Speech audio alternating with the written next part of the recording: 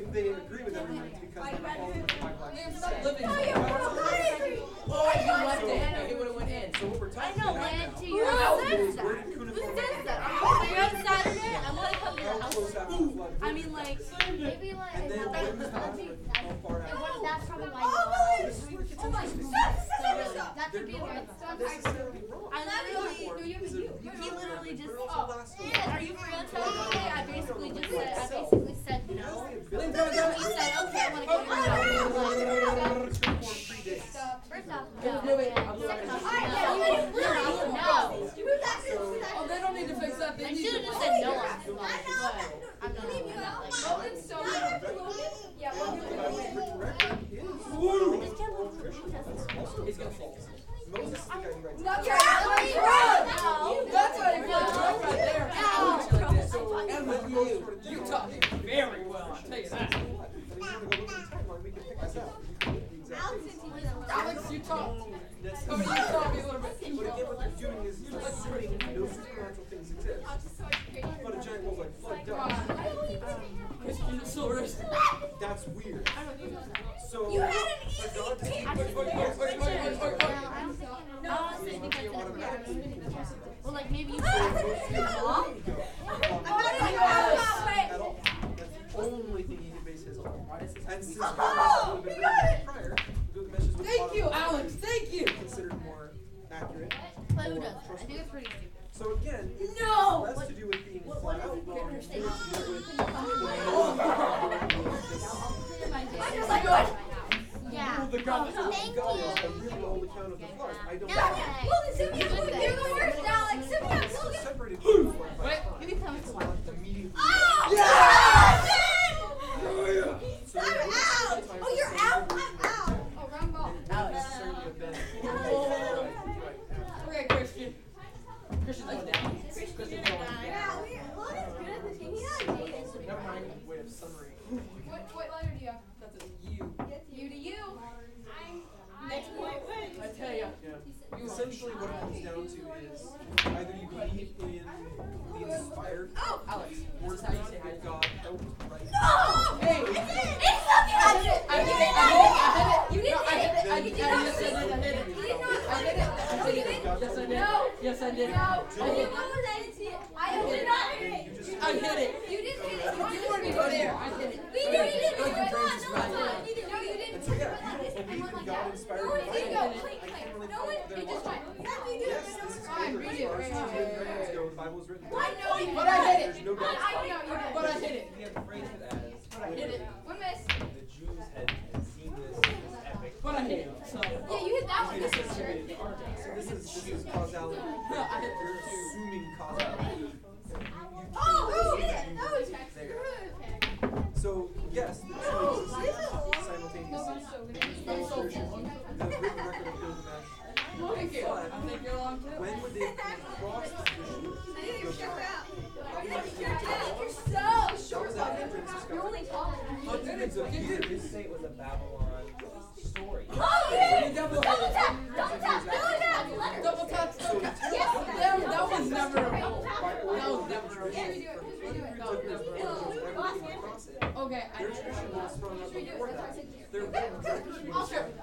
What Christian should we? You're like, I'll start with this one. Yeah, because Robin keeps singing. Christian, should we just redo it? No. Yeah, That's that's true. what we did. Not only do their cultures not mix in any great sense, Oh, evil me. Wait, I'm the one who's evil. but on top of that, their languages. Oh. I'm taking my shoes out. They would have 1, like 2, 3, 4.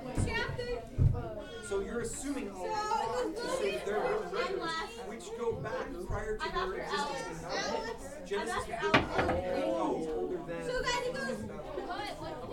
I don't want to play again. If I lose, I did some of if I those. lose, that's who's terrible. Yeah. So really what you've got is Christian, if No, further pointing to the fact that no, Christian, you don't have to be up in the legend that I get one to. God. Yeah, it's okay. And again, I know you. Who do you play? they're talking about Gilgamesh because it's a vicinity. I heard play. No, I was just doing this. That was the thing you heard. And They didn't make that certain they got it from them. They're ignoring all No, yeah,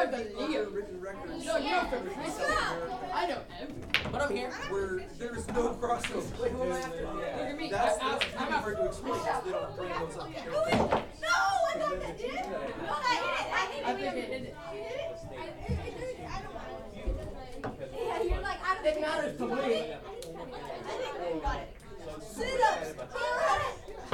So Front up. I got a little. Wait. Okay, we're like, wait. Wait, Cody's last, right? Not Yeah. anything to back it up. And that's just the case all the time. Because And you Cody got out historical first. stuff. No, he's not last. Don't ever think you're coming Oh my and gosh, going. Who is last? They have a very good way of explaining it away. And so really what it comes down to is understanding You're the worst. is going to I'm not believing you, Christian. I'm sorry. So when you explain, well, what about all the other things besides Gilgamesh, when the whole world has historical No!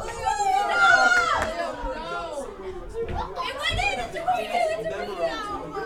But the Chinese one that are super, and I know the South American ones can't do it because they didn't do it. So there's like this. now and say, well, they're all around. It doesn't work. They all It's still moving. Stop, Logan, see? one man who was first righteousness, building a boat. crud.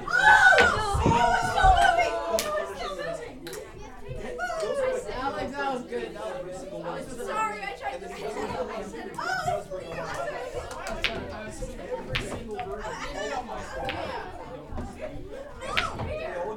There's Alex and Christian. Oh, no, wait. You look at it for a second. Christian ball drop. He got it! Sure. I think you but whatever. I think you waited too long, but whatever. I just jumped up like, It would be weird if everyone. Don't miss. Can you imagine? don't miss. How the entire That's what I said, don't miss. Oh, you're so cool. Don't miss. Liam, you almost got your It should be a total story. So Hey, nobody will squish my fingers, or my hands, or my arms, or my head. Okay. makes some sense. Yeah, you straighten it up, Alex. Make sure it doesn't hit it. 2. Oh. Yeah. That's only. Oh my gosh. Christian ball drop. You're gonna finally get it working, and then it's gonna be time to start. Wait, who is that? Liam. He got it. That was good. Christian. I was looking. That now. Yes. I'm going to stone you. I lost my so now I'm playing. Move your giant bottoms.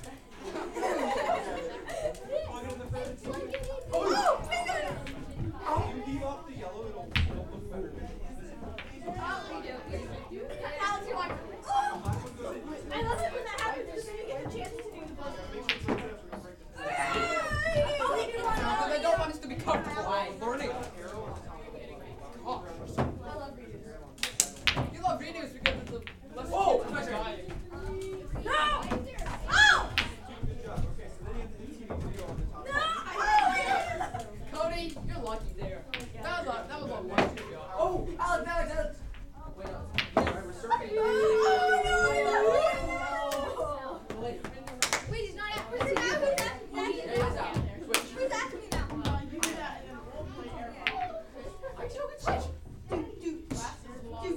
Logan, just. Yeah, I'm right there now. Alex, you're so cool. Alex, you're the best. There you go. Yes, Cody, you are the best. Cody!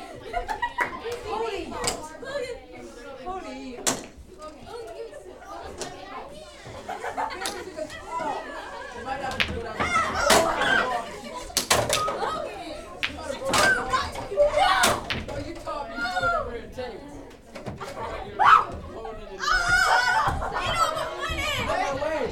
I was gonna shake it and just push that. Wait, oh, that's a CR for me. Yeah. CR. I know. No! Right? Yeah, I know. No! Serious!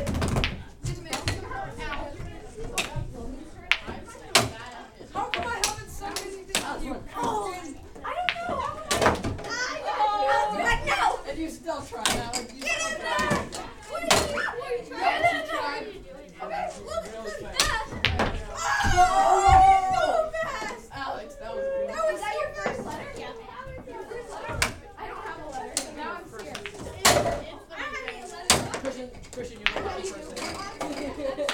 What did you say? Remember, I got a letter on you before. Oh, yeah. Papa. Because you missed it. Yeah. You're the screw. No, I didn't hit it. No, when Oh, you missed. I think Everybody find a second. Evan. Yay! Look, come on. I can't find it. I'm still here.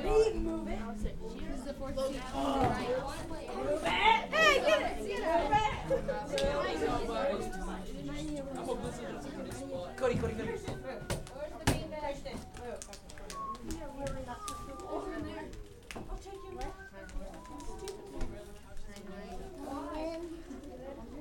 What shall we Why did it go? Let's cut out Holy Spirit. Okay. That's okay. Holy Spirit.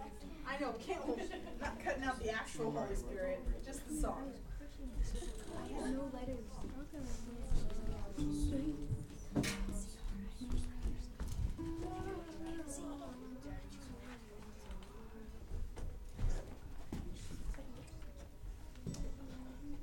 All right. Good morning, everybody. Daniel, if you could open us in prayer, would be awesome.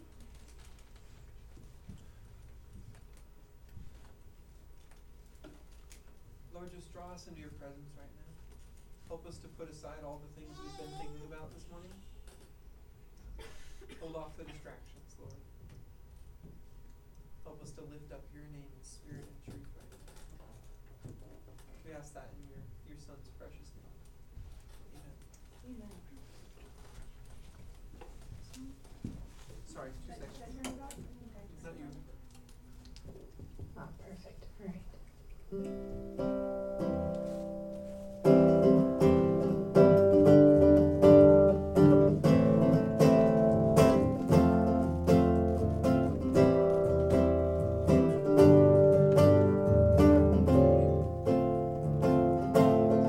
There is joy in the Lord. There is love in His Spirit. There is hope in the knowledge of Him. And there's a fountain that flows like a river from heaven, abounding in love to my soul. All blessing and honor are His, and all glory and power are His. Let all wisdom and strength be the Lord's in this place, and let all glory be given to Him. 'Cause there is joy in the Lord, there is love in His Spirit, there is hope in the knowledge of Him. There's a fountain I know, there's a fountain I know. Every time I am near it, my heart overflows to the Lord. Sing all blessing and honor are His, and all glory and power are His. Let all wisdom and strength be the Lord's in this place, and let all glory be given to Him. 'Cause there is joy in the Lord, there is love in His Spirit, there is hope in the knowledge of Him. There's a fountain that flows. There's a fountain that flows like a river from heaven, abounding in love to my soul,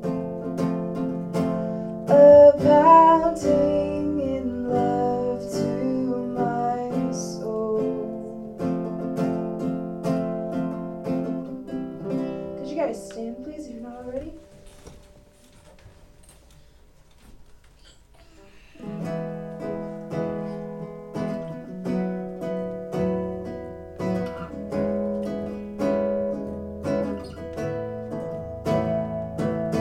Jesus, Lord of heaven, I do not deserve the grace that you have given, or the promise of your word. But I stand and wonder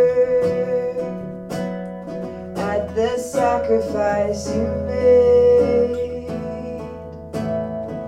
with mercy beyond measure. My debt you freely paid. Your love is deeper than any ocean, higher than the heavens reaches, beyond the stars in the sky. Jesus, your love has no bounds. Jesus, your love has no bounds. Jesus, Lord of heaven, I do not deserve the grace that you have given, or the promise of your word. Lord, I stand and wonder at the sacrifice you made, with mercy beyond measure. My debt you freely paid. Your love is deeper than any ocean, higher than the heavens reaches, beyond the stars in the sky. Sing, your love is deep and your love is wide. Your love is deep, your love is wide. Your love is great, your love is high. Your love is all we ever need. Your love is all we ever need. Your love is deep, your love is wide. Your love is great, your love is high. Your love is all we ever need. Your love is all we ever need. Your love is deeper than any ocean, higher than the heavens reaches,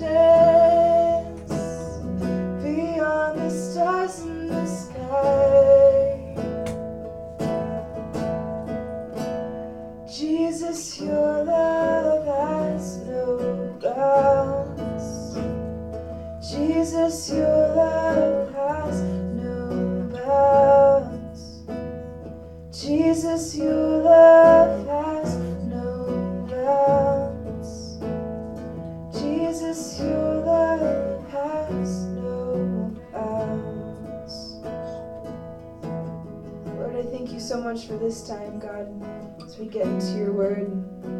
As always, speak through Daniel, as you always do, God. Thank you so much just for blessing us here in this time, and help us understand all that you have in the future for us, and your plan for us in our lives individually and as a church body, God.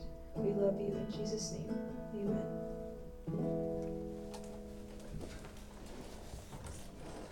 Thank you, Lacey. Thank you, Liam. Thank you.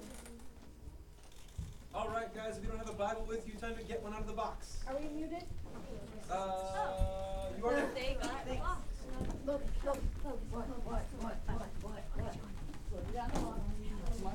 My secret trick. Logan, everybody does that. Everybody does that? Secret does track. that. Gotta put secret in air quotes. I got one extra Bible here. If someone needs a Bible. Someone get one? Cool. Wow.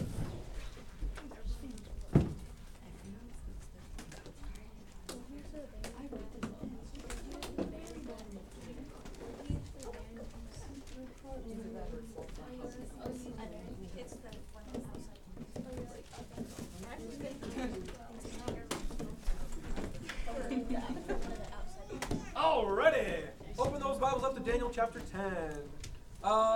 Gals on the couches, 2 quick things. Can one of you turn off that TV? And can you both not sit all the way over there on the couches? Thank you.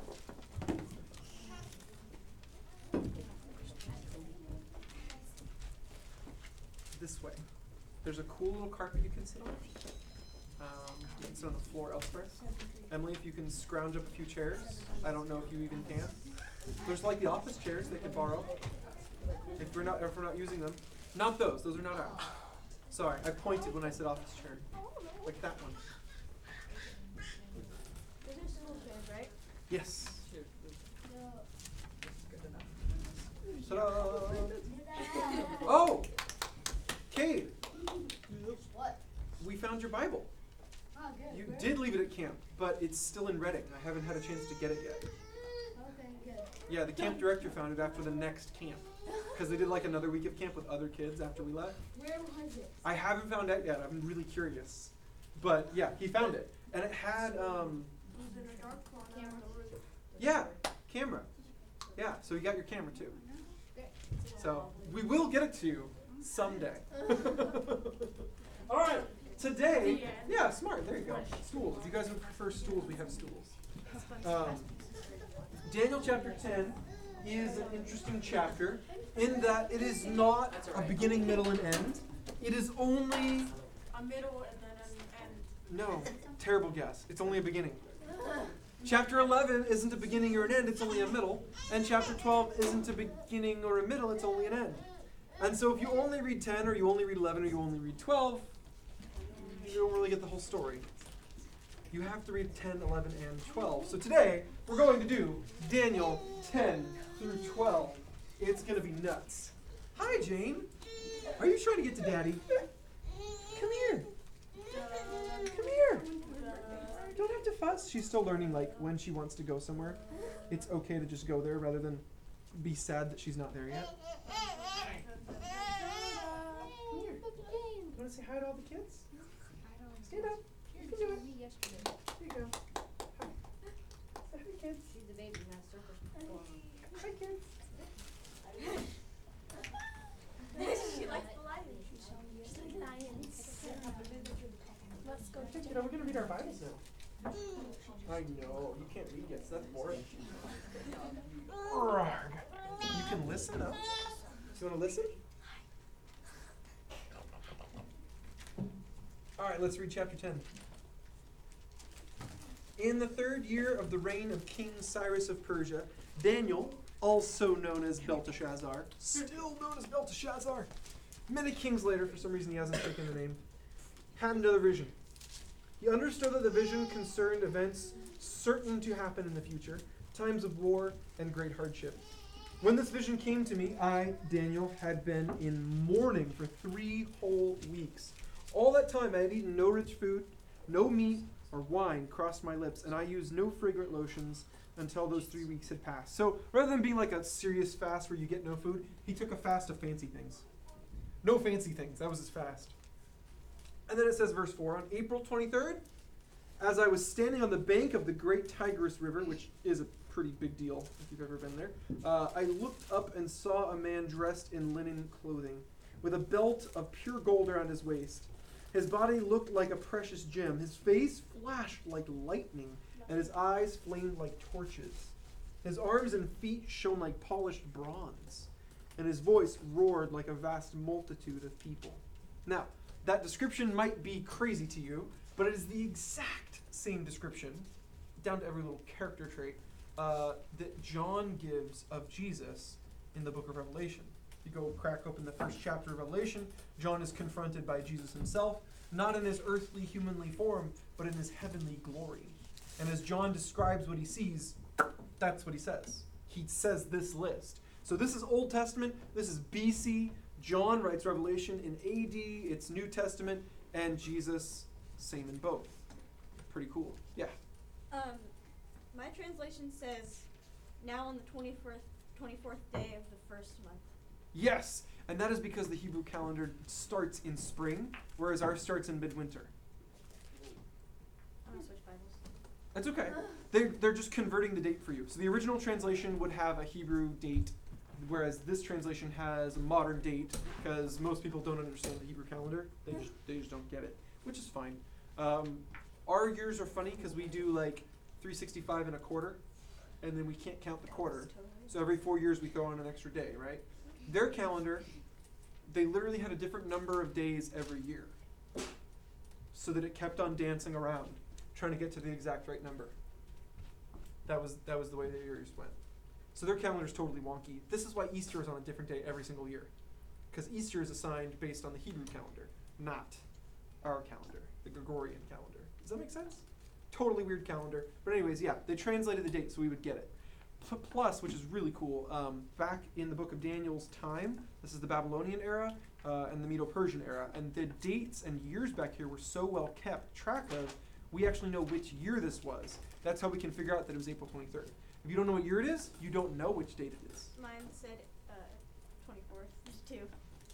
Oh yeah, see, there you go. They probably just realized they were a year off by the time they got up to this translation. Because if the year changes, then the date changes. It's kind of like holidays jump around, you know what I mean? Day of the week and that kind of stuff. Anyways, all right, so Tigris River, April 23rd, all that jazz. He sees Jesus. Jesus looks crazy, ridiculous. Verse 7, only I, Daniel, saw this vision. The men with me saw nothing, but they were suddenly terrified and ran away to hide. So I was left there all alone to see this amazing vision. My strength left me. My face grew deathly pale, and I felt very weak. Then I heard the man speak, and when I heard the sound of his voice, I fainted and lay with my face to the ground. Just then a hand touched me and lifted me, still trembling, to my hands and knees. And the man said to me, Daniel, you are very precious to God. So listen carefully to what I have to say to you. Stand up, for I have been sent to you. When he said this to me, I stood up, still trembling. Then he said, don't be afraid, Daniel. Since the first day you began to pray for understanding and to humble yourself before your God, your request has been heard in heaven.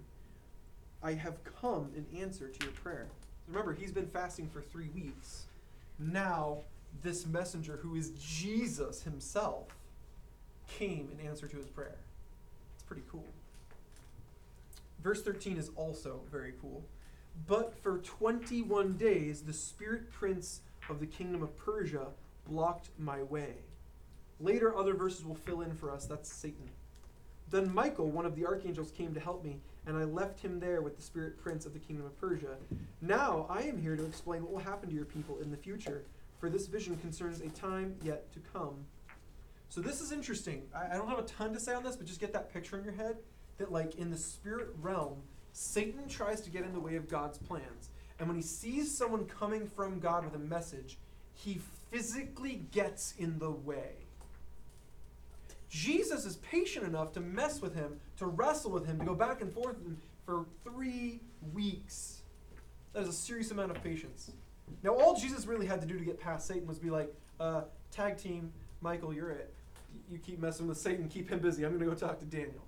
That's all he had to do. But he was patient enough to wait for 3 weeks, wrestling with Satan. And now Michael gets to go back and wrestle with Satan, and Jesus can just go on and deliver the message. I just love that picture, though, that Satan wants Persia to do his plan. He wants Persia to have Satan's way in their mind to do what he wants. And so he's personally involved in trying to steer this country. And the same way, God is personally invested in Israel. And so he has Michael looking out for the country of Israel that's currently living in the Medo-Persian Empire. And so Michael, the archangel, is there personally trying to steer Israel, guard Israel, protect Israel. Jesus comes down with a message. Satan gets in the way. All Jesus has to do is tag team. Say, hey, Michael, hang on to this guy for a bit. You got to go talk to Daniel. Isn't that wild? I love it. And all this just kind of happens in the background. We never know about it unless God mentions it. Unless God just feels like telling us, we would never find out. This is just happening in the background, behind the scenes. And we don't really get to know until God says something, which country is Satan personally directing? Which one is he actually there for himself? Or which ones does he just like send some other demon to go, try and mess with? We don't really know until God tells us. So anyways, just some fun side notes there. Verse 15. Although keep in mind that last verse, verse 14, tells you why this vision is occurring. It gives you context. It tells you what the vision's about. It's about the future of Israel. That's the part you gotta know, because God's not going to explain the future of the entire world. He's going to explain what's going to happen to Israel. It's like trying to pull in on Google Earth to the whole planet. You can't do it. It's round. You have to look at one spot at a time. And so God's going to show us what's going on for Israel's future. Verse 15. While he was speaking to me, I looked down at the ground, unable to say a word. Then the one who looked like a man touched my lips, and I opened my mouth and began to speak. I said to the one standing in front of me, I am filled with anguish because of the vision I have seen, my Lord, and I am very weak. How can someone like me, your servant, talk to you, my Lord? My strength is gone, and I can hardly breathe. Then the one who looked like a man touched me again, and I felt my strength returning. Don't be afraid, he said, for you are very precious to God. Peace, be encouraged, be strong. As he spoke these words to me, I suddenly felt stronger and said to him, please, speak to me, my Lord, for you have strengthened me. He replied, do you know why I have come? Soon I must return to fight against the spirit prince of the kingdom of Persia, and after that the spirit prince of the kingdom of Greece will come. Meanwhile, I will tell you what is written in the book of truth. No one helps me against these spirit princes except Michael, your spirit prince. I have been standing beside Michael to support and strengthen him since the first year of the reign of Darius the Mede. Now that last verse originally was actually the first verse of chapter 11, and recently as translators have been going through, they're thinking like, contextually, I think that makes more sense at the end of 10, less at the beginning of 11. But it doesn't really matter, because when Daniel was written, he didn't have chapters. He just wrote the whole book in a straight line. It's all just paragraphs. And so, yeah, you can argue about whether it's part of chapter 10 or chapter 11. The fact is Daniel still wrote it. It was part of the book of Daniel. It doesn't really matter which chapter it's tagged on to. All right, so there's chapter 10. We just kind of breezed through it. We're going to spend a little more time on 11, because 11 is the one that's full of details. And when I say full of details, I mean it is the most detailed and well-explained chapter of Bible prophecy, period. There isn't another Bible prophecy chapter that is more detailed and more clear than Daniel chapter 11. This is it. This is the most clear you're going to get when it comes to Bible prophecy. There is so little imagery. There's no beast of this kind with this many horns. There's no, flood of waters that represents this thing. There's no man dressed like a such and such. And that way you can tell he's like such. It's not like that. It's literally the king does this to this king, and then that king does this to that king. This is exactly what the people are going to do. It's that kind of detail, and it's unparalleled. Usually when God gives that kind of detail, it's like once or twice in a whole book. This is going to be a solid chapter that details almost every single important event in Israel's future for over 100 years in a straight line. That's pretty cool. If you're an Israelite, that's pretty cool. Because that's who he's talking to. He's talking to Daniel. Daniel's one of the only prophets in Babylon for his people. And so God's just spilling it for him. Here's all of it, Daniel. Here's the whole story. For the next few hundred years, here's everything that's going to happen. So when does this happen? When does Daniel get this? This is basically the last thing in the book of Daniel, both, last pages, but also timeline-wise. If you've been here the last few weeks, you know Daniel isn't all in order. The first 6 chapters happens from beginning to end in his life. And then the last 6 chapters happens from beginning to end in his life. But this is even after chapter 6. Chapter 6 was the Daniel and the lion's den story that we're all so very familiar with. That's like the second to last thing that happens in his life that's recorded. These 3 chapters are the last thing that happens in his life that is recorded. Does that make sense? So this is the last thing he writes down for us, period. There's nothing else we know about at the end of his life after this. We don't know exactly how he dies. We don't know if he, got to go see the promised land or if he just stuck out his days in Babylon. Those details are left out. But these details are amazing. Okay, so 536 BC, Daniel's like 84 years old. He is getting up there. The king of Medo-Persia at this point is Darius/Cyrus. Darius is his first name, Cyrus is his title name. And Cyrus is 64 years old, so no spring chicken himself. We're going to zoom on in and then just kind of zoom on over. And this is the timeline we saw before. Stretch and zoom that out, and this is where we're going to be today. We're going to be zooming in on this period of time, and so you can see it's from the 400s BC up into the early 100s BC. And God's just going to start filling in the timeline. All right, seriously, I don't mind you playing with small objects as fidgets, but you are making way too much noise. Oh, there's a hole in here. Yeah, I know, but if no one drops a ball in, it doesn't fall through the hole and hit the ground. Weird, right? So, if you're going to fidget with stuff, do it quietly, not making thumpy noises the whole time. If I'm distracted, I know there's people in here who are distracted, because I'm pretty one track. All right, so yeah, let's pick up in chapter 11. We'll start to fill in these details. Basically what we're going to do, we're going to read the prophecy written back in, when was it? Can we get back past, there we go. Back in the 500s BC, okay, we're going to read the prophecy in the book of Daniel, chapter 11, written in the 500s BC, and then we're going to look at the actual historical events that occur between 400 and 100 BC-ish that fulfill the prophecies. And so we're just going to go ping pong, just doop, doop, doop, doop, doop, doop, back forth between prophecy, real event, prophecy, real event. And it's going to be like a verse or 2 verses and then a real event, and then a verse or 2 verses and then a real event. And it just ping pongs back and forth, and God just tells a storyline. He just walks through history like it already happened. He's amazing like that. All right, so read with me, chapter 11, verse 2. Now then, I will reveal the truth to you. 3 more Persian kings will reign, to be succeeded by a 4th, far richer than the others. He will use his wealth to stir up everyone to fight against the kingdom of Greece. This man is actually named Xerxes. Xerxes goes, after having spent his time accumulating wealth and pushing his borders a little bit further, a little bit further, a little bit further, he goes and attacks Macedonia and Greece. Xerxes, if you ever have time, is a hilarious man to go do some historical research on. Bit of a nutter, bit of a crazy man, just very eccentric in his I'm in chargeness. He goes to conquer Greece the first time. He has to he has to cross a body of water to get there. It's a strait. You guys know what a strait is?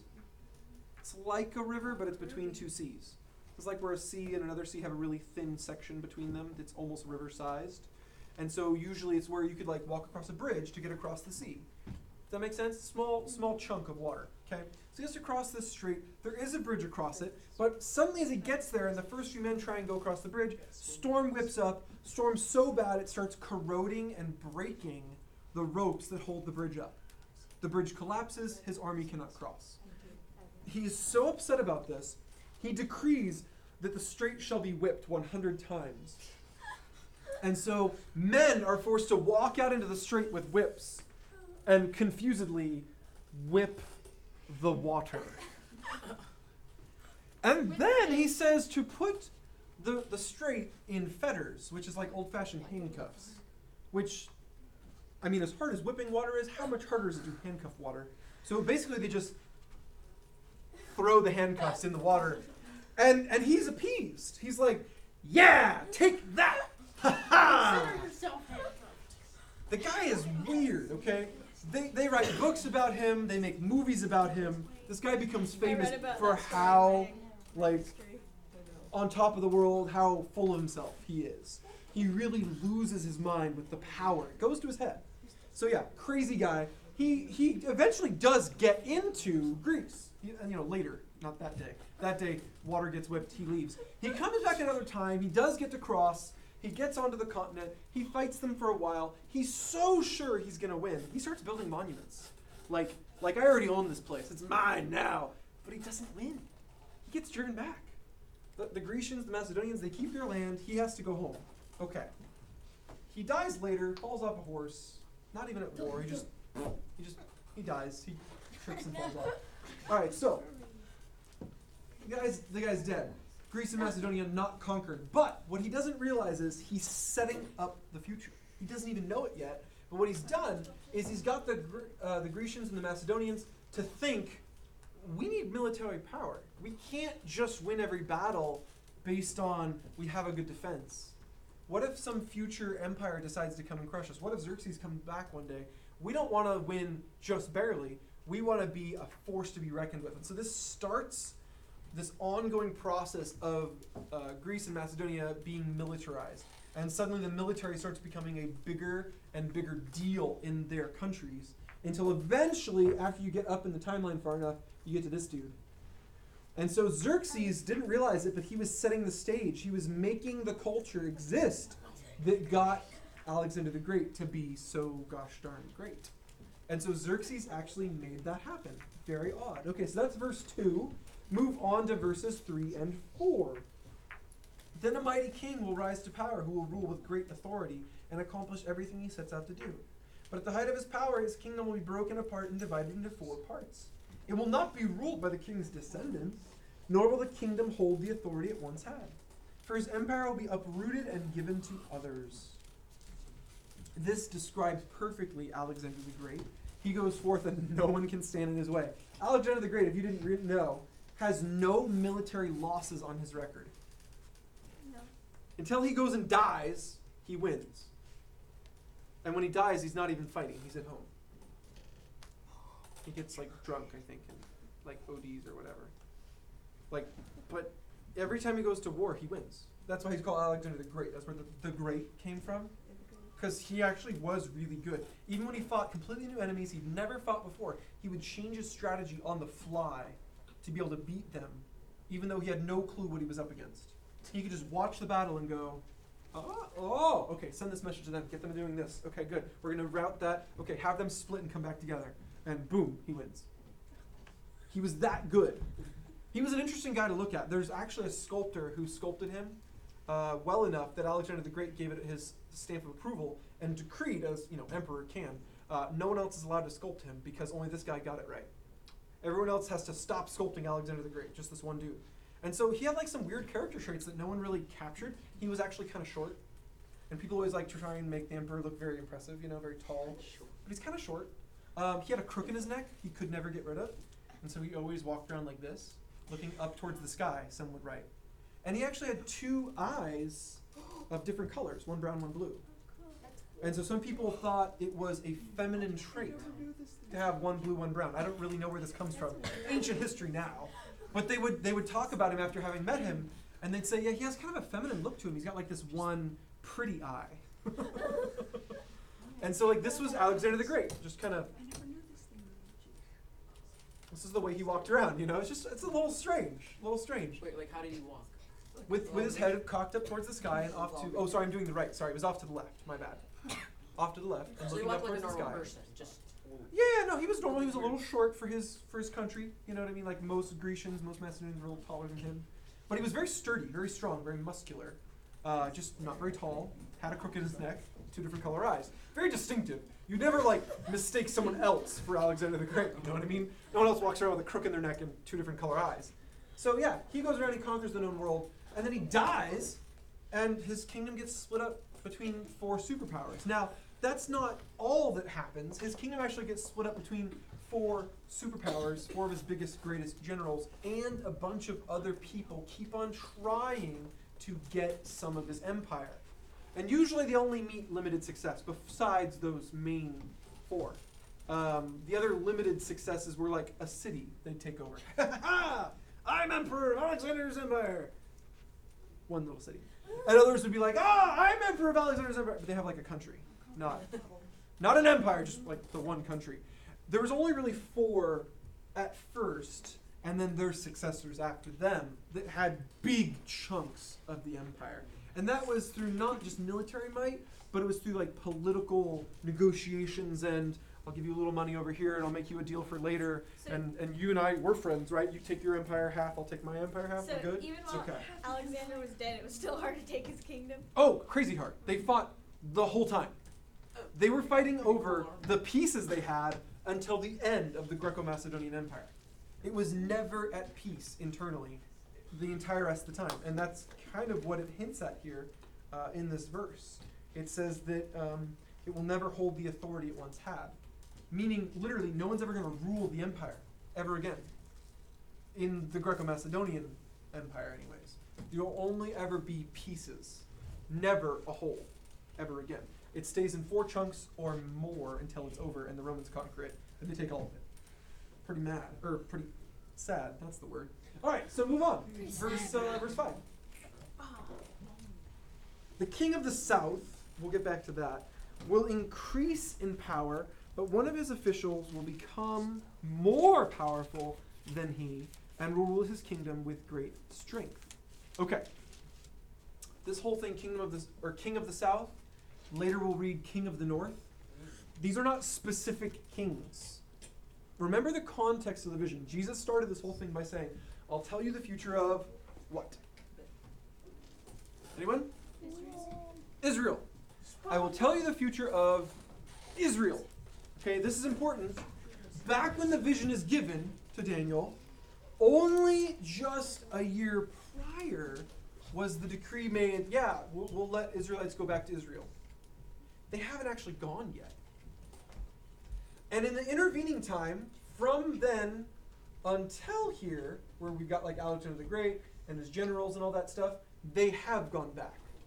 So after the vision's given, but before it comes true, in that middle time is when Israel goes back to Israel. The people go back to the land. Does that make sense?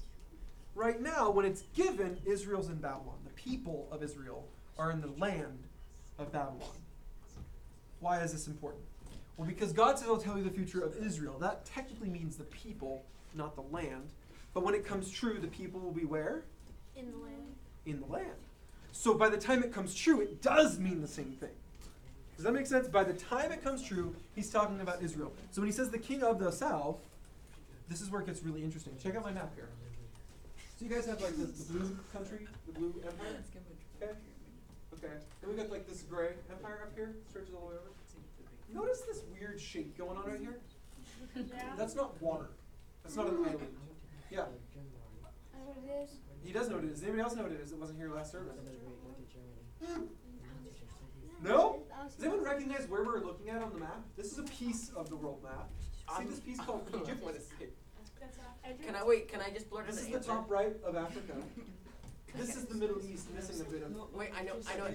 This is heading off towards India. Oh, whoops, never mind. This is heading up towards Turkey. What's What's here in the middle? germs? No. Yeah. Israel.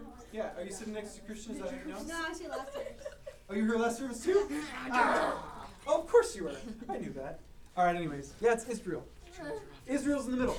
Notice the silver and blue on top of each other. This is because the Blue Empire, known as the Ptolemaic Empire, because Ptolemy was the first guy to rule that empire, and the Silver Empire, known as the Seleucid Empire, because Seleucus was the first one to rule that empire, they meet at Israel. That's where both their empires share a border. Now later, they'll have a border up here, north too. But for the entirety of their empires, they had a border at Israel. And so Israel changes hands back and forth from north to south, from Ptolemaic to Seleucid, again and again and again. And through a lot of it, half of Israel's in one person's hands and half Israel's in the other person's hands. And if you like leave this city and go to that city inside your same little country, there's a different king in the same country.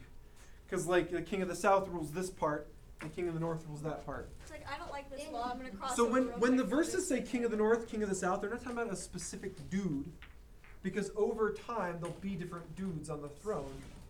They're talking about whichever guy happens to be on the throne in the southern kingdom when we're talking about. Or whichever dude happens to be on the throne in the northern kingdom when we're talking about. That's kind of how the prophecies are going to go. So when it says king of the south, it's whoever the king of the south is now. When it says king of the north, it's whoever the king of the north is now. And the reason they're calling them this is because Israel frequently switches between having a king from the north and a king from the south. Back and forth, back and forth. It gets old for them, I'm sure. Yeah. If I lived in Israel, I would just stand right in the border so that neither of them could pull themselves to Someone from that side tells me what to do, I'll just jump. Someone from this side tells me what to do, I'll just jump.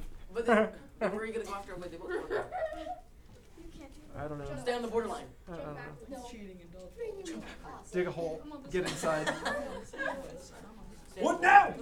Yeah, what All are right. they- There's no law. So, verse 5. First king of the south is King Ptolemy the First. There'll be many more Ptolemies as time goes on. And he wanted to spread up north. He had a hard time of it.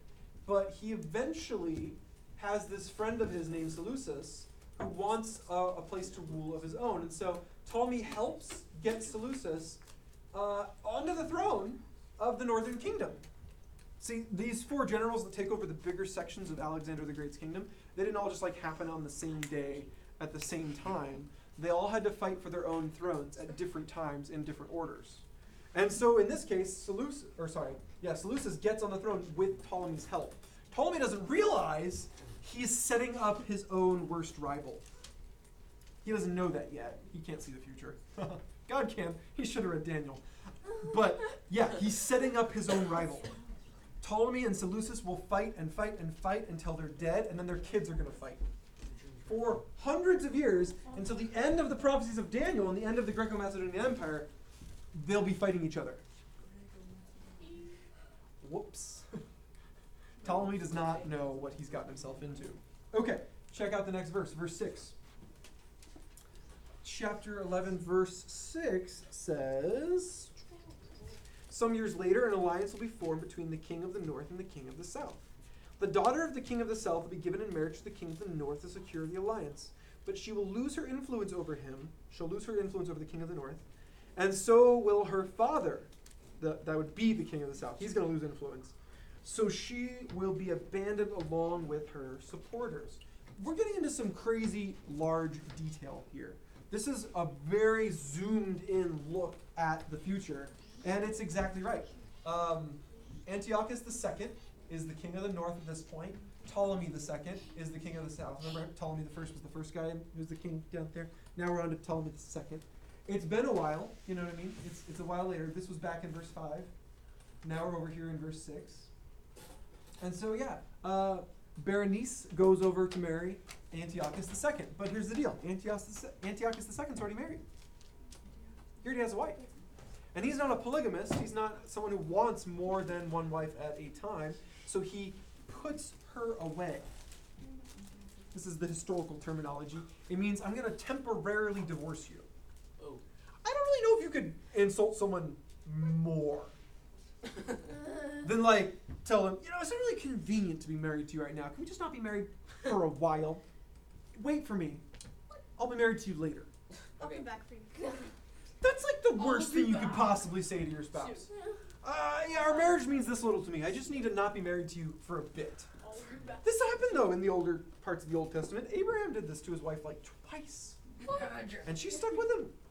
She stuck with him. Yeah, in that case, he was afraid of getting killed because she was too pretty. He honestly thought that if I go into this place with evil people and I have a pretty wife on my arm, they're going to kill me so they can have you. But if I go into this place with evil people and we pretend I'm like brother or sister with you, then they'll be like offering me gold so they can marry you. This was his excuse for being temporarily not married. Wait. I don't care what your excuse is, it's not a good excuse, okay? Oh yeah, that was not the right button. So, Antiochus II puts away his wife, marries Berenice, and then later Berenice's dad, the king of the south, this guy named Ptolemy II, he dies. So Antiochus is thinking, I don't need to be married to Berenice anymore. Her dad's dead. The whole point of being married to her was so that he and I would get along. So now he's dead. I'll divorce her, and I'll take my old wife back. Well, let me just tell you, original wife did not think this was a very great idea. So, one night she just slips a little something into his dinner, and he doesn't wake up the next morning. Ooh, yeah. Oh, no. And then she pays someone to slip a little something something in the temporary wife's dinner and all of her kids' dinners. And none of them wake up the next morning. And guess who the only royal person left is? Original wife. So suddenly original wife is queen. Wait, nobody suspected that she did it. Suspect is a strong word you can only use on people who are alive. There was no one alive to suspect her. She killed every possible person who could say, no, you're not the queen, I'm the king. I deserve to be on the throne. So even Just kill everybody. did anybody know None of the that? guards care. Anyone they could have served is dead. She's the only royal left to serve, her and her sons. And so go figure, her sons are the ones who carry on the throne after her. Yeah. Moral of the story, don't temporarily divorce your wife to marry another woman. Not smart. I don't care if she's well versed in poisons or not. It's just wrong. Don't do that. Poison. Don't do that. So yeah, verse 6 totally lays this whole thing out. You get to see all the details. I love that. But then we see it happen in history. It all matches up. Check out 7 and 8. But when one of her relatives becomes king of the south, he will raise up. Now, the her here is not the original wife. The her here is the dead temporary wife. Okay? Berenice. So, when one of Berenice's relatives, this would be her brother in actuality, becomes king of the south, he will raise an army and enter the fortress of the king of the north and defeat him. When he returns to Egypt, he will carry back their idols with him, along with priceless articles of gold and silver. For some years afterward, he will leave the king of the north alone. Remember, king of north, king of south, they keep changing who we're talking about, because time rolls on and there's new kings. So now what we're talking about is Berenice's brother, Ptolemy the third, son of Ptolemy the second. He went and warred for about 5 years with the northern kingdom. While he was up there, he recovers idols that were robbed from Egypt hundreds of years ago, before he was even alive. Now keep in mind, Ptolemy the third isn't even Egyptian. He's king of Egypt, yeah, sure. But he's not Egyptian. So why does he care about a bunch of Egyptian idols that were stolen hundreds of years ago? So he can melt the gold and make his idol. That'd be a smart idea, but that's not why he does it. Yeah, He does it to gain Egypt's trust. totally correct. You see, the priests in Egypt were still powerful. Even though he was king, the priest had influence. And if he brings back all the stuff they've been missing for hundreds of years, they're all going to love him. And truth be told, that's exactly what happens. The priests love Ptolemy III. Yes. They actually start spreading truth rumor things where they're like, yes, new truth has just been discovered. Ptolemy III is actually a god. We just found out. They love him so much, they're willing to say these things. So yeah, it really worked out well for Ptolemy III. Smart dude. Yes, and he doesn't attack the north for a while after this. He leaves them alone, stays down in his own kingdom for a while. Then check out verse 9 with me. Verse 9.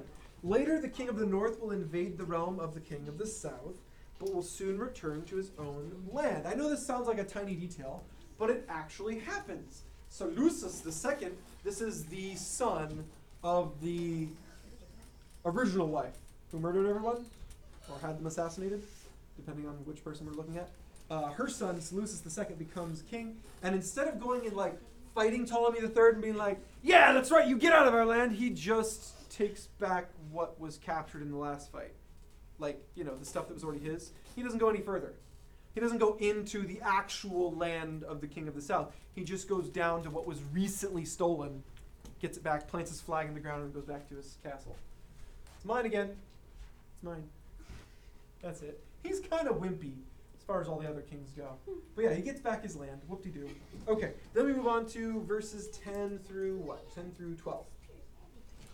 Verses 10 through 12. However, the sons of the king of the north will assemble a mighty army that will advance like a flood and carry the battle as far as the enemy's fortress. Then, in a rage, the king of the south will rally against the vast forces assembled by the king of the north and will defeat them. After the enemy army is swept away, the king of the south will be filled with pride and will execute many thousands of his enemies. But his success will be short-lived. Okay. Oops, I didn't mean to hit that. Let's go back. Watcha. Watcha. There we go. So, Antiochus III, he's kind of a big deal.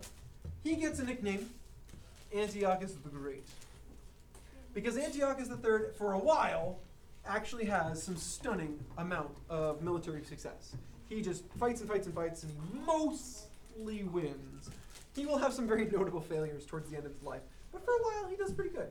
He goes and he fights in Phoenicia and Palestine. Palestine, if you're not aware, is the area that Israel is in. It's not Israel specifically, it's the area that Israel is in. Kind of like how the USA is in North America. There's like a name for the area, and then there's like a name for the place. Israel is in Palestine. There is no country called Palestine. Palestine's just that block of land where Israel rests. So he goes into Palestine, he goes into Phoenicia, he fights, and eventually hits a big setback. He was doing great for a little while, almost 2 years he was doing great. But in Raphia he gets pounded by a smaller army, interesting sound effects, led by Ptolemy IV. Ptolemy IV, tiny army, still somehow magically wins. So Antiochus III retreats, he regroups. He says this is not going to happen again. And check out, that is exactly what happens. Read with me verses 13 through 16. A few years later, the king of the north will return with a fully equipped army, far greater than before. At this time, there will be a general uprising against the king of the south. Violent men among your own people will join them in fulfillment of this vision, but they will not succeed. Who is your own people? The Israelites, yeah. Because remember, this is Jesus telling this to Daniel. Daniel is an Israelite. So when Jesus says your own people, he means Israelites. Remember, they're smack dab in the middle of all this, and the armies have just been kind of cruising through back and forth this whole time. And now the Israelites are like, you know what, we're fed up. We're done with this. Stupid kings come through our land all the time. So they go to fight against the king of the south. They don't win, but they soften him up. So when the king of the north comes back, and he has an even bigger army than before, he finds a weakened king of the south. This should be like a really easy win, right? But it actually takes a while. He has a long battle ahead of him. He starts right here, and it's not until all the way over here on the timeline, several years, before he actually gets the promised land. He gets Israel back in his control. Yeah? What could be more pathetic than having a king that's only 4 years old? Candy, give me Oh candy. man, yeah, it's Someone's crazy. fighting Did you? against- Was that on the last slide? Did I miss that? Did I forget to tell you guys? Candy. Yes. Okay, there we go. So he's 4 when he takes the throne. 4 years old. He's 7 when they go to war, Oh my gosh, a 7-year-old. and they fight for 2 years. So 2 years of his life, from 7 to 9, his country's at war. They're fighting against Now, granted, he's mostly a figurehead. The other leaders of state realize we can't let this kid make the decisions. But he is in line to be king. No one else can become king according to their laws unless someone kills the kid. So the kid is on the way to being king. But the leaders of state, other, whatever you want to call them, ministers or whatever. Heartless. Well, they're just in charge until he grows up, basically. Until he's old enough to do the job Fighting properly. is toddler though for 2 years. Oh. You know what I mean? Yeah. So, but the problem is if you don't have a strong leader, everyone knows it, you fight different. You go different. Your battles are fought differently when you don't have a strong leader at the head. When you have a bunch of different people in charge and there's no one guy in charge, it's hard to win a war. It really, really is. And so yeah, Antiochus III, he wins. He doesn't make it all the way down in Egypt and beat everybody up, but he does get back this fought over middle land here in Israel. Okay, now move on. Check out verse 17. Verse 17 says, he will make plans to come with the might of his entire kingdom. That's the king of the north. And will form an alliance with the king of the south. He will give him a daughter in marriage in order to overthrow the kingdom from within. But this plan will fail. He tries to give, Antiochus III from the north, tries to give his 9-year-old daughter in marriage to the 9-year-old king, Ptolemy V. It's like the least creepy marriage of history, right? He's marrying off his daughter, whether it's, her choice or not, apparently doesn't matter to him. To a 9-year-old. But at least it's not some old dude he's marrying off his young daughter to. Oh, gee. Finally, right? He actually got the ages matched up, marrying off the 9-year-old daughter to the 9-year-old. Instead of like a 30-year-old king. guy, the 9-year-old. We see that all throughout history, and it's just sick and sad. But this time, it's a 9-year-old and 9-year-old. And this is interesting. It totally backfires on him in the most unexpected ways. To him, it was unexpected. To me, this makes perfect sense, okay? You marry off a 9-year-old girl to a 9-year-old boy, they actually fell in love. Wait, what were the ages again? 9 and 9. They're both 9 years old. Well, being together since your childhood. Right? And you're supposed to be married. You become friends right before romance is even a thing. You start both getting those romantic feelings at the same time, and you're already married. So you get to hang out as much as you want. You get to be together as much as you want.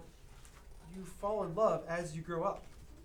Whether this is right or wrong isn't the point. The fact is it worked. And so Antiochus III's plan was like, the queen's on my side. I'll control the whole country through my daughter. That's not what happens. The queen loves her husband. And is like, Dad, you're weird. Why did you marry me off when I was 9? And so she totally sides with her husband. She doesn't really give a care about what her dad says. And so the kingdom just goes on being its own kingdom. Ptolemy V is in charge. Cleopatra totally loves her husband. And Antiochus III has no power over the kingdom. He has no power over Cleopatra. Now, you might be thinking of a different Cleopatra. If you go on like Wikipedia and you hit at the top of any Cleopatra article, there's a link that says Cleopatra disambiguation. Does anyone know what that word means, disambiguation? I don't want to. I have an idea, but It means figure out which Cleopatra I'm talking about. Because if you don't know, there's like 15 Cleopatras throughout history. And like we have to change their numbers sometimes because we'll discover another Cleopatra. And it's better if you number them in order. It's really confusing if you don't number them in order. This is Cleopatra the First.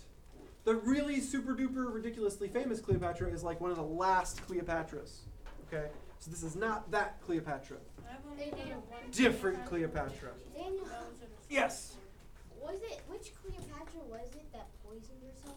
With a snake. The whole Julius Caesar Cleopatra? Yeah. That's like the famous one, the last one. She's the one whose husband dies or whatever, and so she actually rules the kingdom as the own queen, and there is no king. That's a different Cleopatra. It's like the 5th, 6th, or 7th And then she Cleopatra. kills herself It's ridiculous. because she doesn't want to be captured. So yeah, this Cleopatra, Cleopatra the First, happily married since the age of 9. Doesn't kill herself, as far as I know. You guys can check me on that, but I'm pretty sure she doesn't. It'd be weird if multiple Cleopatras killed themselves. Strange pattern arising. All right, anyways. So yeah, Ptolemy V just grows up with a wife his own age. They don't really do what Antiochus III says. And this is kind of the beginning of Antiochus III's downward trend. He was doing so good up till now. And now he just makes another mistake. Check out with me verses 18 and 19.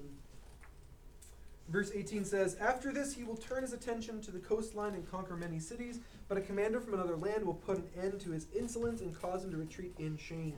He will take refuge in his own fortress, but will stumble and fall and be seen no more. AKA die from tripping. Whoa, whoa, whoa! And poof, snap neck dead. Okay, the end of Antiochus III. But not before a really inglorious defeat. Check this out. He can't win south. His daughter betrays him, just, loves her husband. I can't blame her. So he decides, I'll go north. And he starts going along the northern coastline back towards Greece and Macedonia. The motherland, right? This is where all these 4 empires came from. But that is where the Roman Empire is slowly growing at. Antiochus III goes and fights the Romans. The Romans obliterate him. They're not even fully formed yet. They're not even like the big impressive Roman army we know about. I mean, they don't actually take hold till the end of the timeline over here. He's back here. They're still getting steam up, but they still flatten him tight, handily. And they demand, after he's been defeated and captured, we want everything you brought here to fight today. We want all your elephants. We want your entire navy. We want 20 hostages of all the people you care about dearly, and we're going to hold on to them. And if you ever try and fight us again, we'll just start killing them one by one. Some of them were his kids. Rome does not mess around, man. They're like the mob before there was the mob. Like the mafia. And they're from Italy, so it works. And then they finish and they say, random number, you owe us $10 billion. Just pick a number out of thin air. I don't think they think he's ever going to pay this off. Shh. They just want him to be broke for the rest of his life. If you have a conversation going, this isn't with the entire group, please stop that conversation. If you have something worth saying to the entire group, please raise your hand. Yes, Christian. Do you think he tripped on purpose? I don't think he tripped on purpose. At this point, his pride might have been gone enough. He was a pretty proud proud dude. I don't know. It's hard to guess at that kind of thing. Death by intentional tripping is hard to believe. I would rather poison myself. All right, so he owes Rome $10 billion. And then, yes, I did convert that. That's 20,000 talents. Whoa. Each talent is 6,000 days' wages for a farmhand. So if you compute the hourly wage for a current farmhand, on average, it's $10.81 per hour, times 8 for the hours you work in a day, times 6,000, because it's 6,000 days' wages, isn't a talent, times 20,000, because he owed 20,000 talents, you end up with $10 billion in change. I didn't round up, I rounded down. So, $10 billion he owes. He does not get a chance to pay that off. And interestingly, just like the mafia, they go to his son when his son becomes king, and they say, yeah, you still owe us what your dad owed us. You're going to have to pay that off. And so oddly enough, check out what the Bible says about this guy's son. Verse 20. His successor will send out a tax collector to maintain the royal splendor. But after a very brief reign, he will die, though not from anger or in battle. No. He raised taxes to pay off the Romans, and he got killed with poison by someone who doesn't like paying taxes. Go figure, right? All right, so I love it. I love it. The little detail about the taxes. God even includes that kind of detail. Remember, this is all getting written off the timeline back here hundreds of years before these things even occur. Okay, now we're going to delve into some serious detail. Verses 21 through 34 are all about the same dude. This dude is super important to Israel's future, and so Jesus is going to give a lot more detail about this one guy. All the other guys, it was the important things for Israel. This one guy, named Antiochus Epiphanes, he is important for Israel many times over. He does a lot of things to and in Israel, and so Jesus has a lot more to say about this guy. Check it out with me, verse 21 through 34. The next to come to power will be a despicable man who is not in line for royal succession. Despicable. Yeah, he's not in line for royal succession. He's not actually related to anyone in this area. When that last king got killed with poison because of taxes, this guy snuck in by greasing palms. That's a fancy way of saying paying people off. He promised people money. He's like, hey, you help me become king? I'll pay you money from the royal coffers, like that comes from the tax money. You can have free tax money back if you help me get to be king. And people were like, yes, sign me up, I'll vote for you. I'll help you become king. People who were like in front of him, in line to be on the throne, were willing to take the deal. Because if he raises taxes too high, he gets in trouble. If they take the tax money from the guy who's raising taxes, no one looks at them. So they can have all the tax money, and they don't have to get in trouble with the people. They like this. Because remember what happened to the last guy who got tax money? He's dead. So a lot of people took the deal, and he just kind of sneaks his way into office, becomes king by cleverness, talking to the right people, getting the right guy killed, getting the right people on his side. Boom, suddenly he's king. All right, he will slip in when least expected and take over the kingdom by flattery and intrigue. Verse 22, before him, great armies will be swept away, including a covenant prince. With deceitful promises, he will make various alliances. He will become strong despite only having a handful of followers. Now, followers means a true supporter. Someone who actually wants him to be king without other motives. Okay? So there's very few people who would ever vote for him otherwise. He's only getting put in office because of all this palm greasing. That's it. Without warning, he will enter the richest areas of the land. Then he will enter the rich... Oh, sorry, I reread the same line. Then he will distribute among his followers the plunder and wealth of the rich, something his predecessors have never done. He will plot the overthrow of strongholds, but this will last for only a short while. Interesting that it includes that detail. That he's going to go in and steal stuff from rich places. And so rather than just a broad tax across the land, which gets you broad hatred, he picks out the people who have the most and obliterates them specifically and takes all they have. Because then there's nothing left to hate him. Does that make sense? If you steal everything that someone has and get rid of them, who comes back at you? God. They're friends. Well, yeah, eventually you're right. God does. But If you tax the whole country, then the Everybody's whole gonna- country will be against you. You'll lose your power overnight. But if you just pick off big people one at a time, You're dead. and as you take that money, you give it to all the other rich people who are supporting you. Interesting. There's no one left to hate you, and all the rich people are getting money from you. They don't suspect that they might be the next one. Because you're paying them off as you go. It's like mafia. Interesting. And then the one It's very mafia. All right. Verse 25. Then he will stir up his courage. Verse 25. Then he will stir up his courage and raise a great army against the king of the south. Please stop talking out of turn. If you have something worth saying, please wait until you're called upon. The great king of the south will go to battle with a mighty army, but to no avail. For there will be plots against him. His own household will cause his downfall. His army will be swept away, and many will be killed. Seeking nothing but each other's harm, these kings will plot against each other at the conference table, attempting to deceive each other. But it will make no difference, for the end will come at the appointed time. The king of the north will then return home with great riches. On the way, he will set himself against the people of the Holy Covenant. Ladies in the corner, whispering, less of that. In fact, none of that. Thanks. Does anyone know who the people of the Holy Covenant is? Yeah? It is the Israelites. So check this out. After he wins in military conquest, after he wins all the riches he could possibly want, he goes through Israel and he doesn't like what he sees. It's a nation of rebels. It's a nation of people who follow God and they don't like following other kings who tell them not to follow God. They don't like following Greeks who worship other gods. They hate everything Greek because the Greek system is all about many gods and they're all real. That's the way they look at things. So the Israelites don't like this.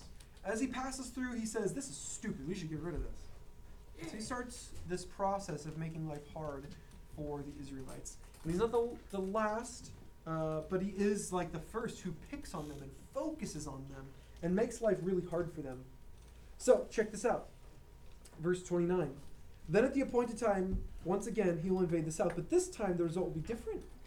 For warships from western coastlands will scare him off, and he will withdraw and return home. But he will vent his anger against the people of the Holy Covenant and reward those who forsake the covenant. He's going to attack the Israelites, but he's going to reward any Israelites who turn Greek, who start worshiping Greek gods, who start acting Greek, who give up worshiping the true God. He'll reward them. And so he starts this process of, it's good for you to act Greek. It's bad for your health if you act like an Israelite. This gets worse and worse. It ends up with death penalty attached to it. It ends up with getting sent to jail and everything you own being taken by the state. Your house, your land, your money, your stuff. It's all property of the state now. And so he enacts this law, and he doesn't give up. He doubles down. He makes it even worse than that, if that's possible. Verse 31, his army will take over the temple, fortress, pollute the sanctuary, put a stop to the daily sacrifices, and set up the sacrilegious object that causes desecration. Fancy words, we'll explain. He will flatter and win over those who have violated the covenant. So there are Israelites who stop worshiping God. But the people who know their God will be strong and will resist him. The object that causes desecration. What happens is, eventually we find out from history, Antiochus Epiphanes goes into the Jewish temple, builds an altar over God's altar, a bigger, more impressive altar, and he puts on a pig, and he sacrifices a pig. A pig was an unclean animal in Jewish culture. It was said by God to not be eaten, touched, or even gone near. And he takes this and offers it as a sacrifice in God's temple. It's pretty bad. He bans worship in the temple. Not that many true Israelites would want to worship God in a temple that had been, made unclean by a pig. But yeah, he bans worship in the temple, bans daily sacrifices, basically banning being a Jew. You can be related to Israelites from the past, but you have to be Greek. Just adding on law after law after law. Can you imagine when a country takes over a country? After the war goes on, they start making illegal the parts of their culture that they hold most dear. Can you kind of start to understand what that would look like? Yeah. Pick a culture in your head that's very different from ours. Like say North Korea. It's a very different culture from ours. Can you imagine if we were conquered one day and we were told, act like North Koreans or be put in prison. Act like North Koreans or be put to death. Well, Can I go to I'll prison? stay here now. That'd be hard, wouldn't it? That'd be hard. Now remember, on top of this, the Israelites he's doing this to only just got their land back a short while ago. They haven't been a country very long. They used to be stuck in Babylon, away from their own land. They've only just got their country back. They've only just rebuilt their temple. They're very excited to be themselves again. And he says, no, you don't get to be yourselves. You get to be like us. Not great. All right. Where did we pause? Pause wherever you Yeah, verse 33. Check it out. Read these last two here. Wise leaders will give instruction to many, but these teachers will die by fire and sword, or they'll be jailed and robbed. During these persecutions, little help will arrive, and many who join them will not be sincere. What that means, that last little line there, is that many Jews give up being Jews on the outside just so they don't die. Just so they don't go to jail. They still totally believe in God. They don't want to worship Greek gods. They don't want to be Greek. But they just don't want to die.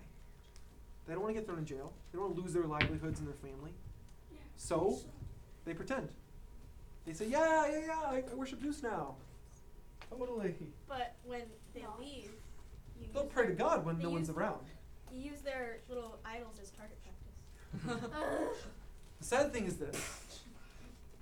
God knows that if you die for him, it's hardly death at all.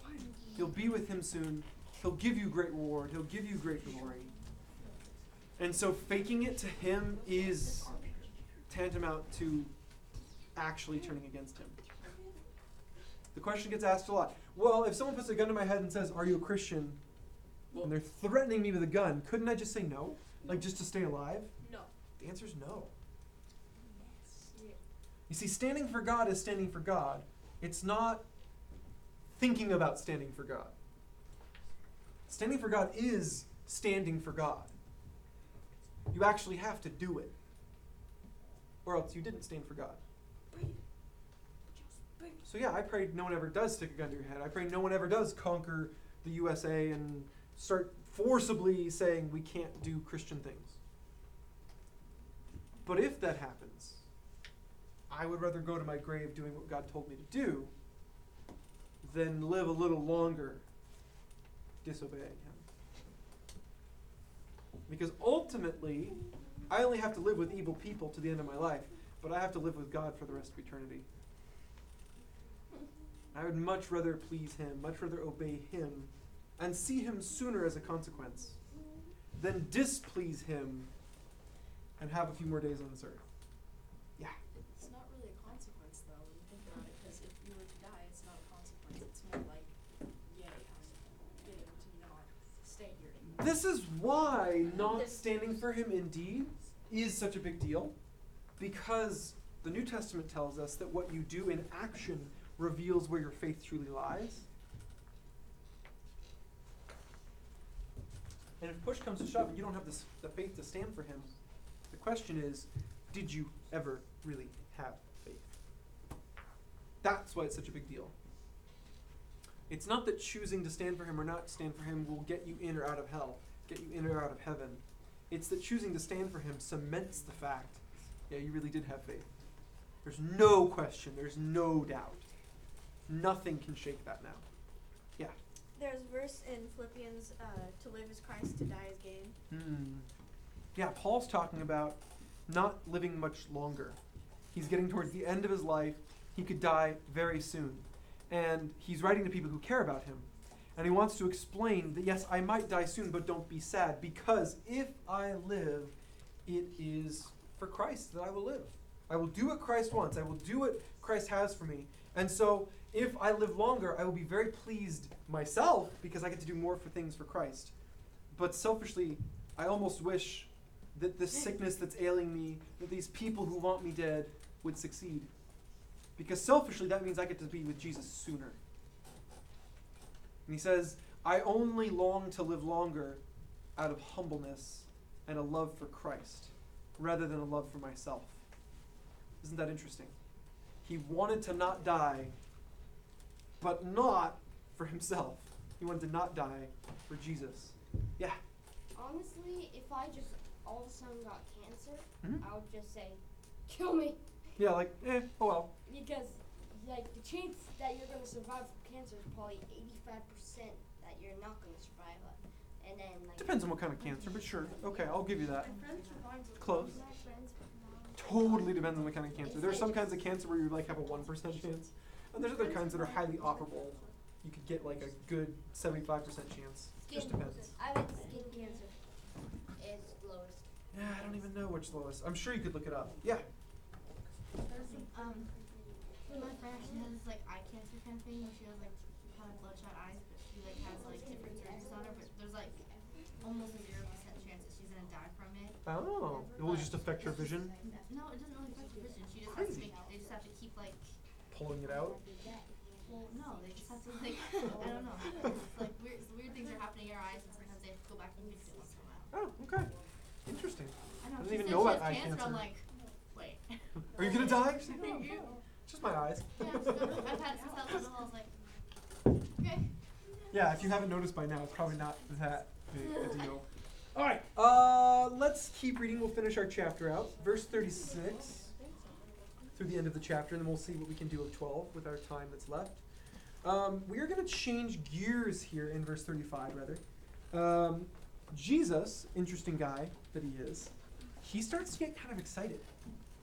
See, up to this point, verses 2 through 34, he's been slowly walking through Israel's future and just talking about a few things that are happening as he walks through Israel's future. And he finally gets to a high note we're about to read in verse 35, a good thing. It's been a lot of bad things so far.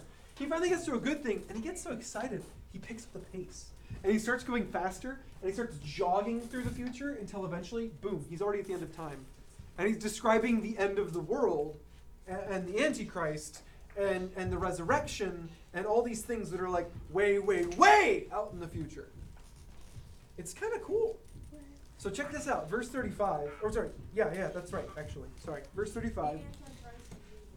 He's going to transition right here, verse 35, from what we've been looking at, the end of the BCs, and he's going to start moving very quickly to the end of this world.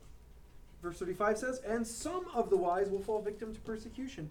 In this way, they will be refined and cleansed and made pure until the time of the end.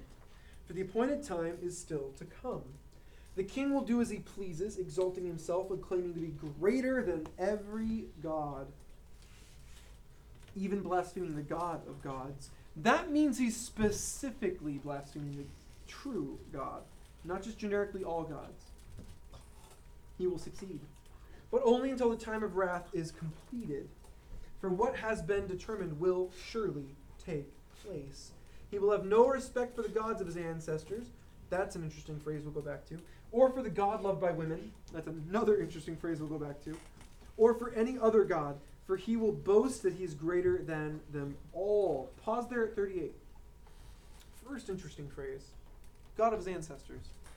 The inference here is likely that this means the man we're talking about is Jewish. Now that's not certain, it's not set, it's not precise or must be, but likely it means the man we're talking about is Jewish. We'll find out as we keep reading, the man we're talking about is none other than the Antichrist. Crazy. Now we don't know for certain that the Antichrist will be Jewish, but this is hinting at that. The further hint is the second interesting phrase, where it says, or for the God loved by women. So they'll have no respect for the God loved by women. Now that phrase in English sounds like one thing, but in the original language, it's very certain what it means. What we're talking about is a Jewish idiom. Do you guys know what idioms are? Anyone? What's an idiom? What's an idiom? It's kind of like a metaphor. It's Or like a Other, like like a turn raining of cats phrase. and dogs. Yeah, It's not raining really cats and raining cats and dogs. dogs. When someone says raining cats and dogs, we might make a joke about felines and canines coming out of the sky, but you know that that's not what it means. You know it means it's coming down in very large, heavy raindrops. That's what you know it means. So there's a Jewish idiom here on the page, the God loved by women. But in its original language, it didn't mean literally the God loved by women. Actually, what it says, if you're doing a literal translation, just like word by word, it says the love of women, or that which women desire. Interesting. Now, that could mean a lot of things if you're just trying to be literal, or you're trying to figure out what the words mean. But again, it's a Jewish idiom. It has a special meaning, not actually things that women love. It's specifically referring to this one thing in Jewish culture that was considered to be the thing every little girl wanted the most when she grew up. And this might sound weird to us now, but to them back then, it was widely held that there was one thing all little Jewish girls wanted when they grew up: to be the mom of the Messiah. That was widely held as being the thing every little girl wanted: to grow up and be the Messiah of Jesus, the mom of Jesus.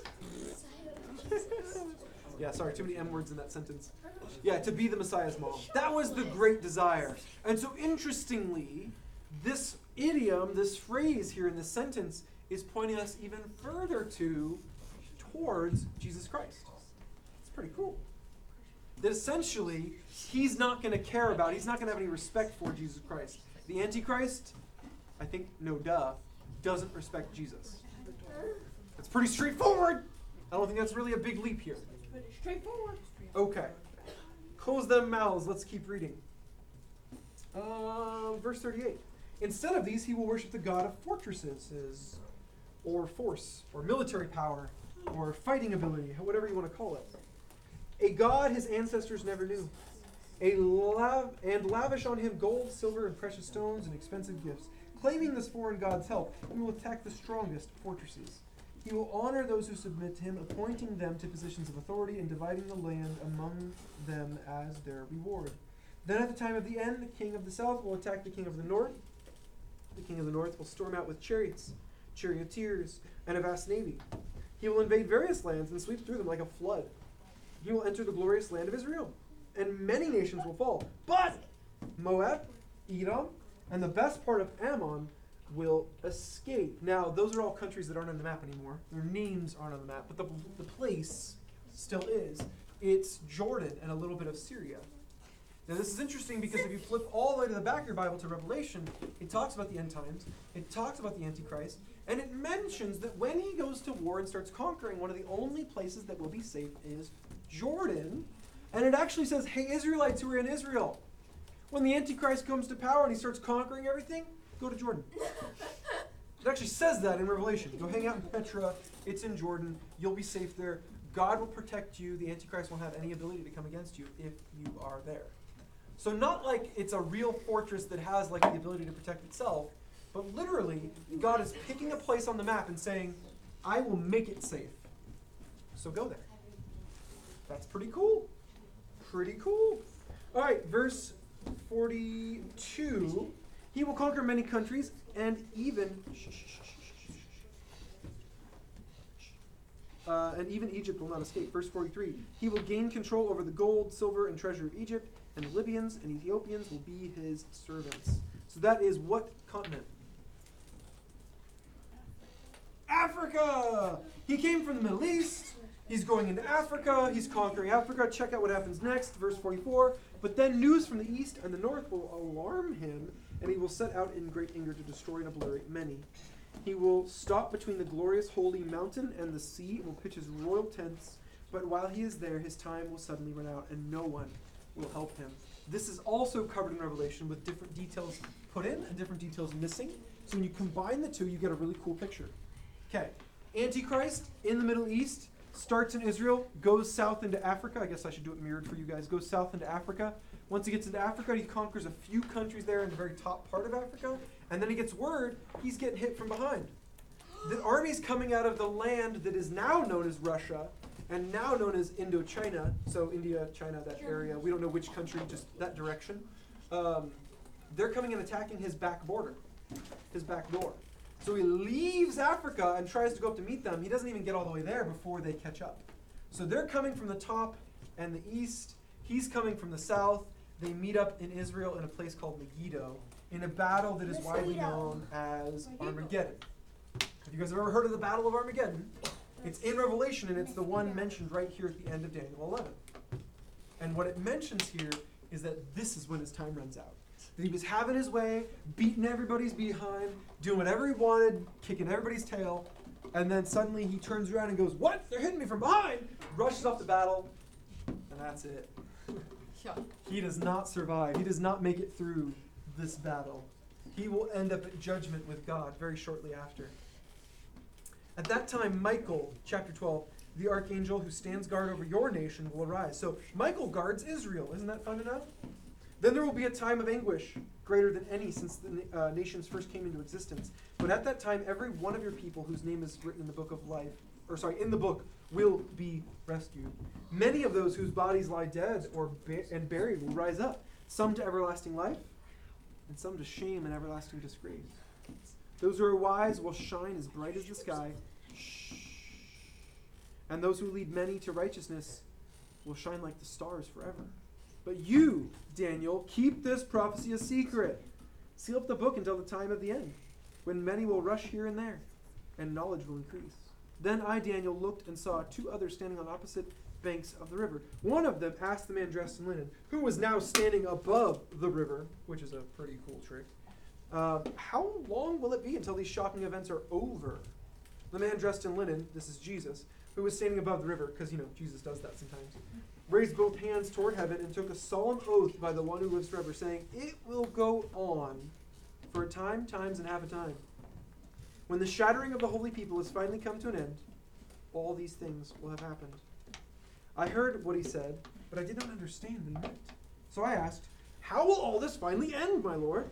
But he said, "Go now, Daniel, for what I have said is kept secret and sealed until the time of the end. Many will be purified, cleansed, and refined by these trials. But the wicked will continue in their wickedness, and none of them will understand. Only those who are wise will know what it means.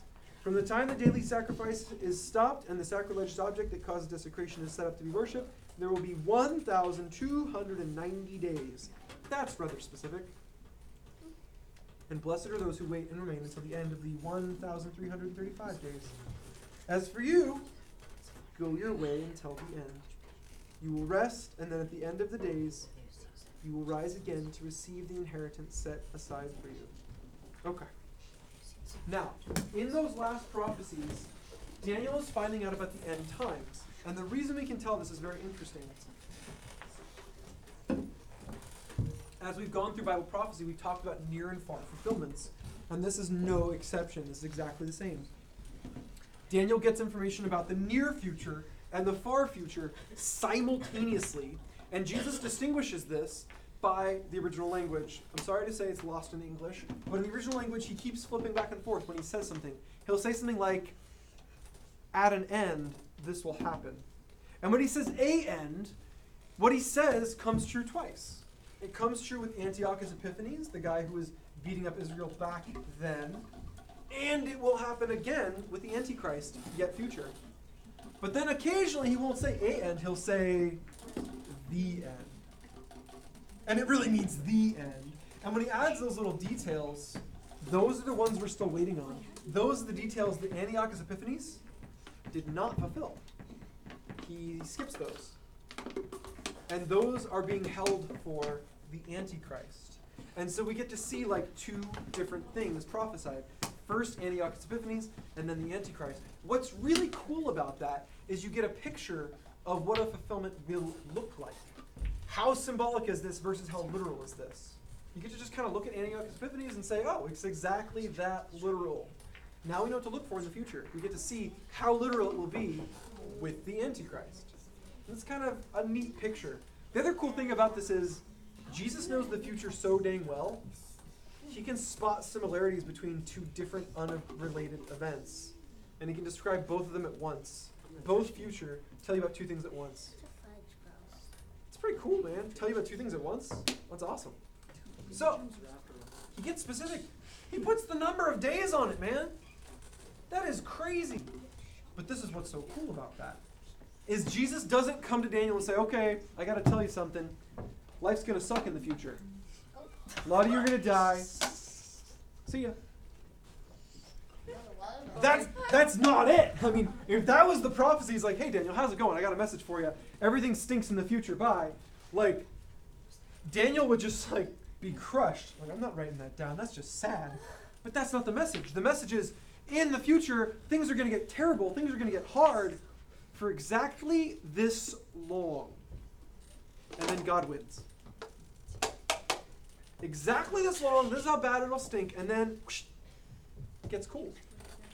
You guys get rewards. We all get to be with God. Awesome stuff happens. And so this is really the message in the book of Daniel, is that God knows the future and he's controlling the future. He's in power. He's in control. He knows exactly what's going to happen. And so what's so neat about this is the question at the end should be our question from now on. Rather than saying it during a hard time, God, why? Why is it a hard time? Why is it so terrible? Why is it this way? Why me? Sometimes we ask. Instead, check out what the question was. It wasn't, God, why are you picking on Israel? Why is life hard for Israel? We're chosen people. Life should be good. It's not why. The question at the end is, how long? That should be the question always. We're going through a hard time. We go to God and we say, God, how long? Can you help me through this period? I don't know how long this period is, God. I need your help to get through this because I know there's an end. That's the message. With these hard times, there's always an end, and it's always in sight for God. And so you can go to him and you can say, God, this stinks. I don't like it. I'm not prepared for this. It's more than I can deal with. But you know how long it is. Can you get me through? And God, he's so cool. He says yes. He doesn't always say, I'll end it now. I'll take it away. I'll make it easy all of a sudden. But he does say, I will get you through. I will help you to survive. I will help you to be strong. I will empower you, strengthen you. That's the message I see here at the book of Daniel's close. Yeah, crazy bad things are going to happen, and for a long time. But there's a finite number of days. There's a limit, and then God wins. You see, at the end of all this, the first time Jesus comes the first time. But at the end of all of it the second time, because remember the prophecy comes true twice, Jesus will come back the second time. Set up his kingdom, fix the world. The resurrection will happen. We'll all be together. All of us present Christians, future Christians, past Christians, all in one place. That's amazing. Woo. And so that's the good news. That there will be hard times, there always has been, but at the end, it gets good. And that the number of days of bad stuff is numbered.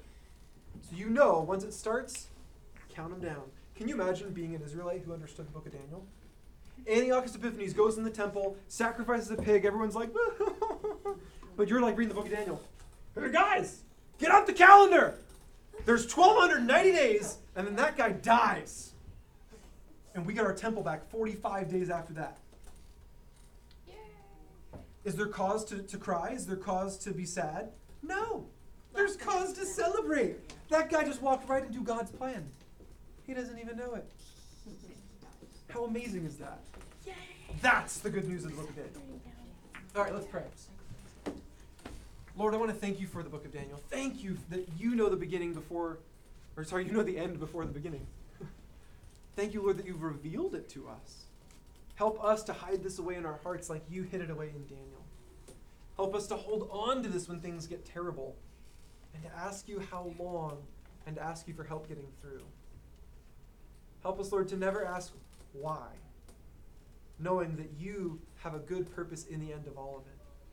That there'll be something that you can use in it, something that you can take out of it, something that will move us closer to your plan. No matter how bad it is, no matter how many evil people got involved, Lord, you're going to turn it to your good. You even promise you'll turn it to our good. So, Lord, help us to rest in that, to have faith in you, to not question you except to say, please help us, Lord, one more time. Help us, Lord, to lean on you in that way. We ask that in your name. Amen. Love you guys. I'm sorry I didn't have time to talk more about the room and the state it is currently in. If you have questions about that, stick around and ask questions. If you have a question about Daniel or prophecy or about salvation, stick around, ask questions. Cody. Whoa! Where are you going? Logan didn't put his in until after worship.